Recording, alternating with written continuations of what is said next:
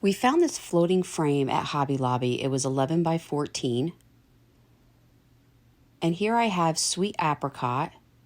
It's one of our transfers that can be found on chalkitupfancy.com. And it has 9 different panels of a beautiful image. So the trick with this is to make sure that your image floats in the center. So what I did was I cut out exactly the size that I wanted. And I'm using the store image as a guide. So I taped that off with some blue tape.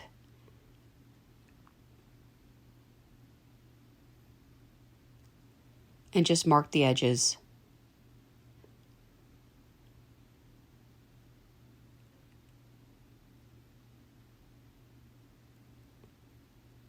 So just wanting to make sure it's level. I began by peeling back the protected layer just a short bit and had Jamie take a pair of scissors and cut that off and then lay that portion down. So now at least I know that I'm in a secure spot. Then you want to just lift up and peel off the rest of the back and lay it flat.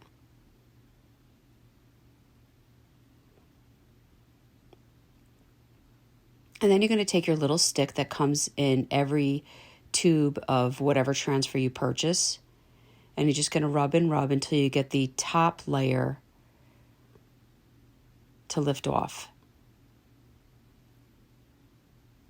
I took a protected little piece of plastic from the transfer to do my burnish.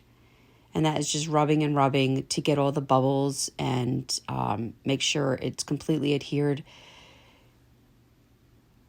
to the back of the frame.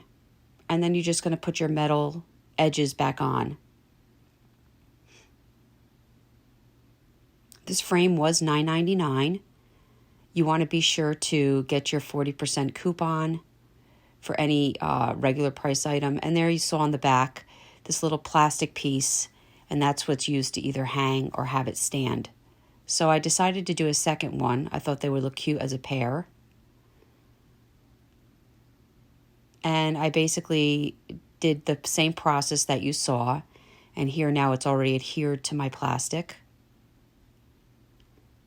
Just going to take your little stick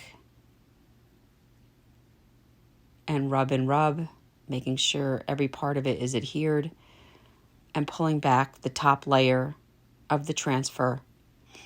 Now, once that's off, you don't want to be using the stick any longer as it can tear. Putting my frame back together. Guys, I hope you enjoyed this video. Go check us out on YouTube. And for any paint, products, or transfers, chalkitupfancy.com. Thank you so much for watching.